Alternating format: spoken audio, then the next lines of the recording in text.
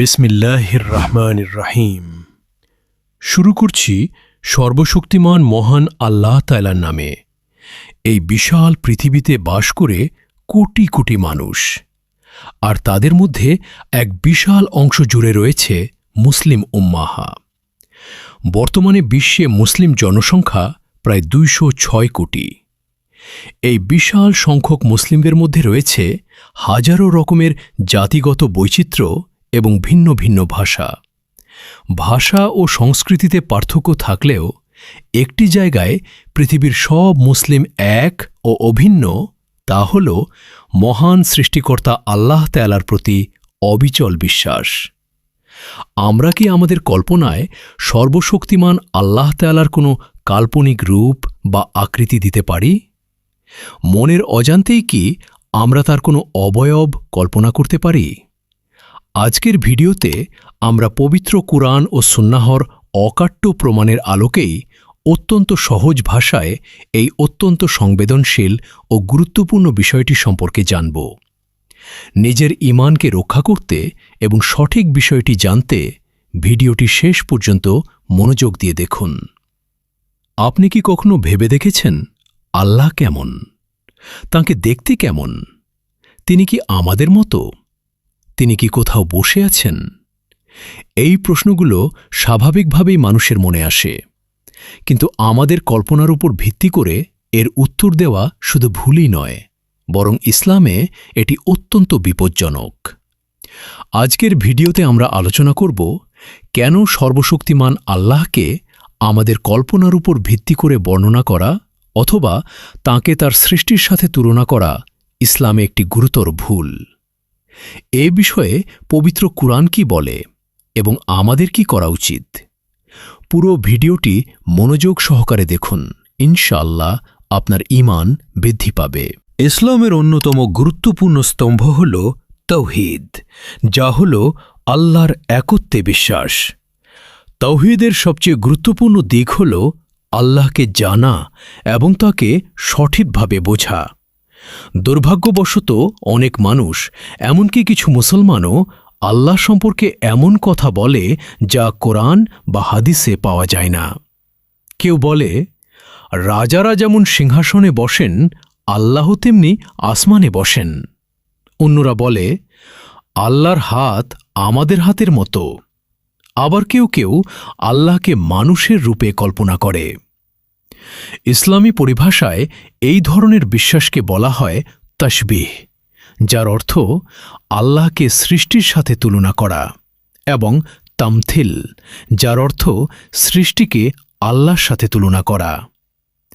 আল্লাহ তার কোনো সৃষ্টির মতো নন, তার প্রভুত্বে, তার দেবত্বে বা তার গুণাবলীতেও নন। আল্লাহ এটা স্পষ্ট করে দিয়েছেন যে তিনি তার সৃষ্টির মতো নন এবং সৃষ্টিও তার মতো নয়। ইসলামে এই বিষয়টি অত্যন্ত গুরুত্বপূর্ণ এবং ইতিহাসের মহান পণ্ডিতগণ এ বিষয়ে বিস্তারিত আলোচনা করেছেন। সর্বশক্তিমান আল্লাহ পবিত্র কোরআনে স্পষ্টভাবে জানিয়ে দিয়েছেন যে তার সমতুল্য আর কিছুই নেই এবং এই বিষয়ে আর কোনো আলোচনার অবকাশ নেই। প্রথম আয়াত, সূরা আশ-শুরা, 11 নম্বর আয়াত।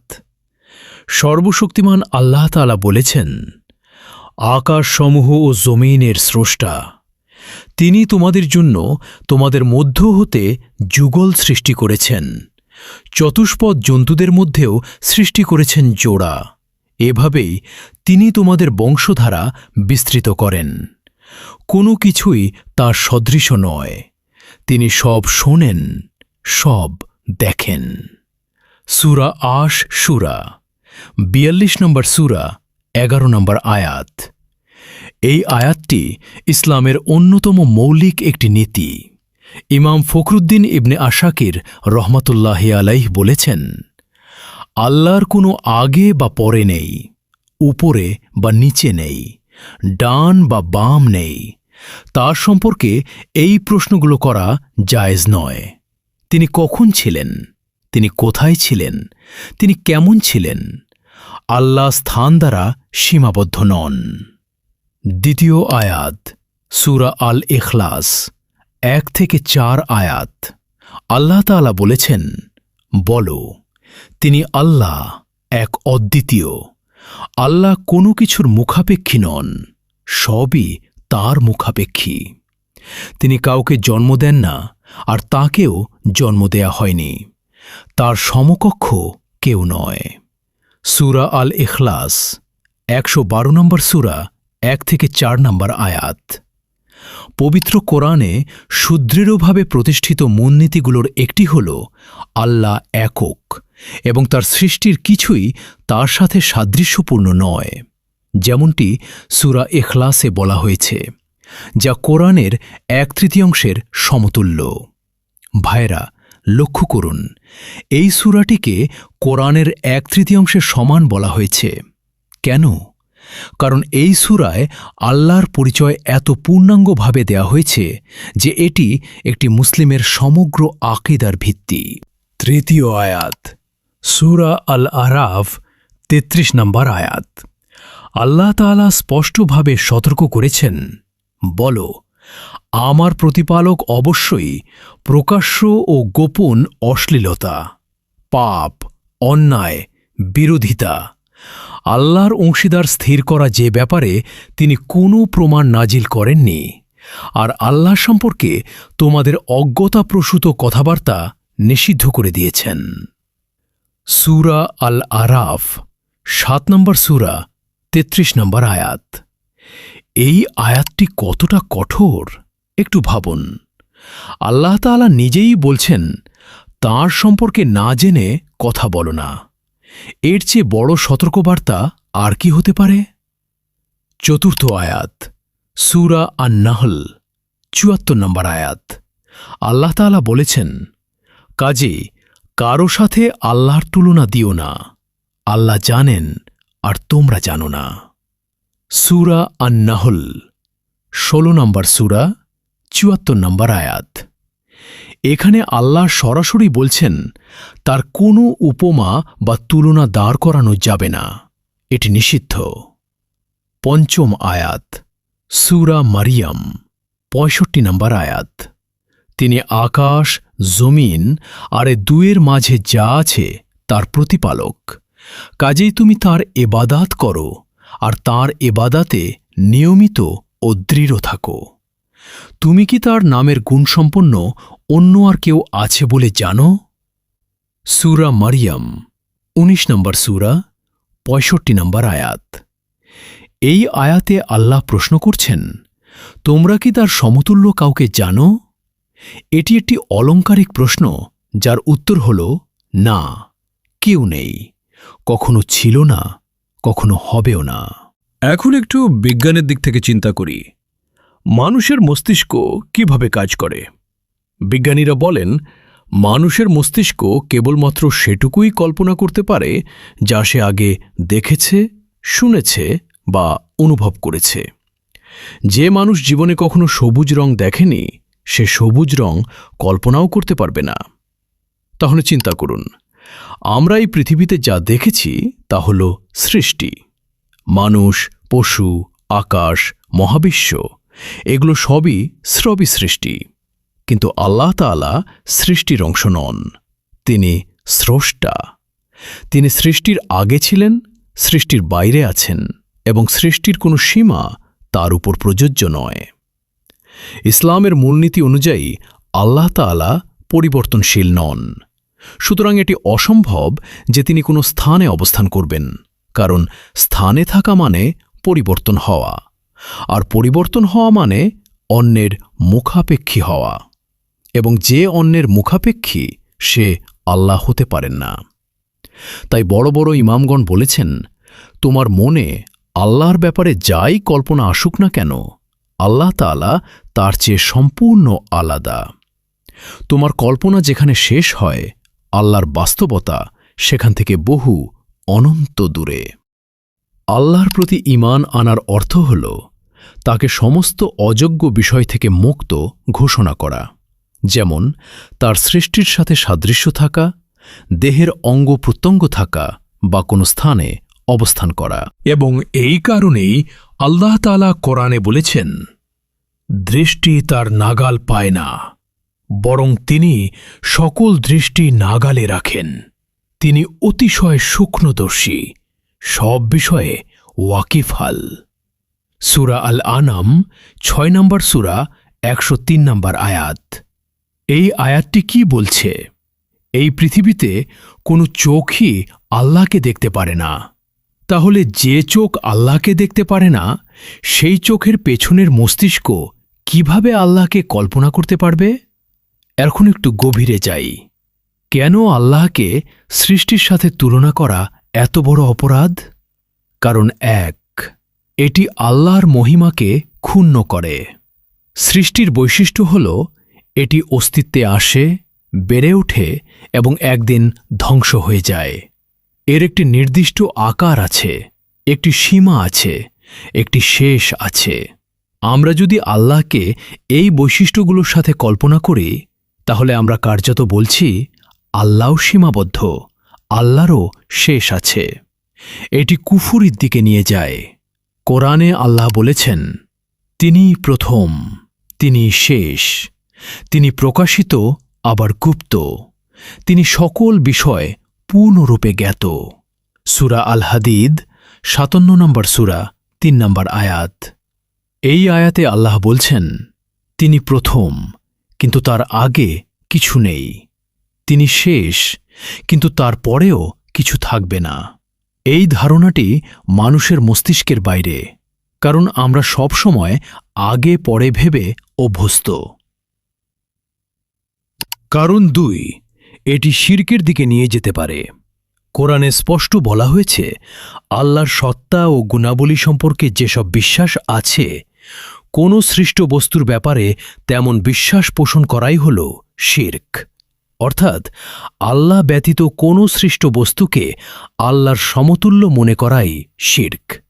এবং কোরআনে আরও বলা হয়েছে, জাহান্নামে পৌঁছে মুশরিকরা নিজেরাই বলবে, আল্লাহর কসম, আমরা অবশ্য স্পষ্ট গুমরাহিতে ছিলাম, যখন আমরা তোমাদেরকে সর্বজগতের পালনকর্তার সমকক্ষ স্থির করতাম। সূরা আশ শুআরা ২৬ নম্বর সূরা ৯৭ থেকে ৯৮ নম্বর আয়াত। কত ভয়ঙ্কর! সেদিন তারা নিজেরাই স্বীকার করবে তারা আল্লাহকে সৃষ্টির সমতুল্য মনে করেছিল, এবং এটি ছিল তাদের সবচেয়ে বড় ভুল। কারণ ৩, এটি সরাসরি আল্লাহর নিষেধের বিরুদ্ধে যাওয়া।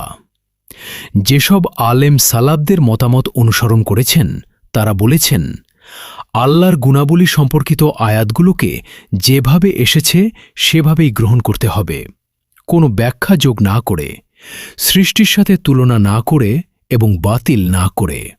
কারণ কোরআনে আছে, আকাশসমূহ ও জমিনের স্রষ্টা, তিনি তোমাদের জন্য তোমাদের মধ্য হতে যুগল সৃষ্টি করেছেন, চতুষ্পদ জন্তুদের মধ্যেও সৃষ্টি করেছেন জোড়া। এভাবেই তিনি তোমাদের বংশধারা বিস্তৃত করেন। কোন কিছুই তার সদৃশ নয়, তিনি সব শোনেন, সব দেখেন। সূরা আশ শুরা ৪২ নম্বর সূরা ১১ নম্বর আয়াত। আল্লাহ বলেছেন, আমি তাদেরকে আমার নিদর্শনাবলী দেখাব দূর দিগন্তে, অর্থাৎ দূর পর্যন্ত ইসলামের আলো বিচ্ছুরিত হবে। আর তাদের নিজেদের মধ্যেও, অর্থাৎ কাফিররা নতজানু হয়ে ইসলাম কবুল করবে, যখন তাদের কাছে স্পষ্ট হয়ে যাবে যে এ কোরআন সত্য। এটা কি যথেষ্ট নয় যে তোমার প্রতিপালক সব কিছুরই সাক্ষী? সূরা ফুসসিলাত ৪১ নম্বর সূরা ৫৩ নম্বর আয়াত।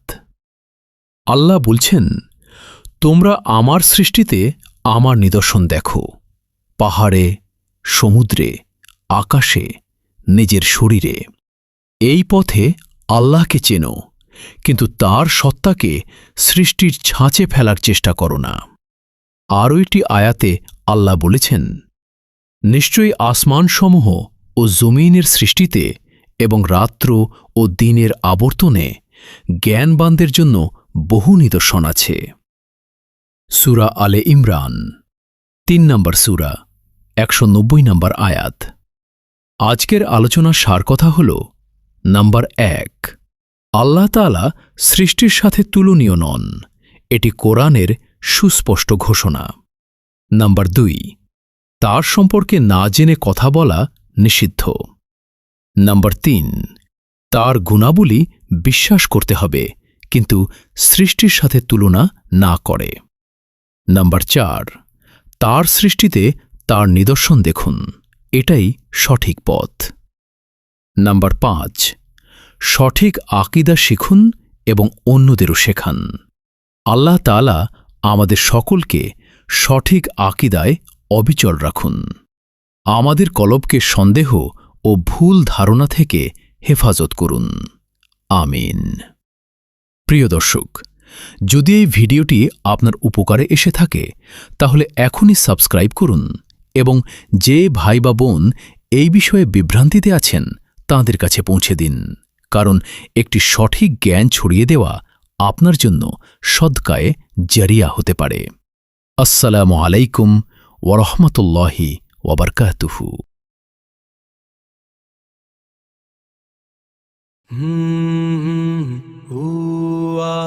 ইয়া রহমান ইয়া রহিম আন্তা আল গফুর, তোমারি আলোতে কাটে মনের সব দূর। ক্ষমা করো হে আল্লাহ এই দুর্বল বান্দায়, শান্তি